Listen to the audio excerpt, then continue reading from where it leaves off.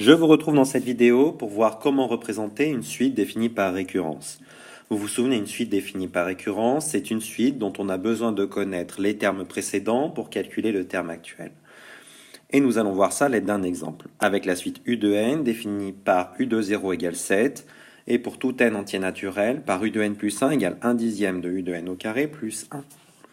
Je vais prendre la fonction f associée à cette suite. Donc la fonction f définie par f de x égale 1 dixième de x au carré plus 1. Et je vais tracer la courbe représentative de cette fonction f, ici en orange.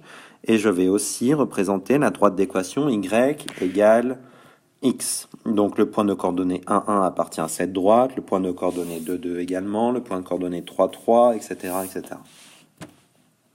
Je vais ensuite placer U0 sur l'axe des abscisses. Et je vais construire l'image de U0 par la fonction f.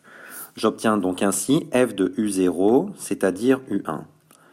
U1, je vais le tracer sur mon axe des abscisses grâce à ma droite d'équation y égale x. En le faisant rebondir sur cette droite, j'obtiens U1. Et je vais recommencer ce procédé pour obtenir tous les autres termes de ma suite. U1, je calcule son image par la fonction f. J'ai donc f de U1, c'est-à-dire U2. U2, je le fais rebondir sur ma droite d'équation y égale x et je l'obtiens sur mon axe des abscisses. J'ai donc U2. Et je recommence. Je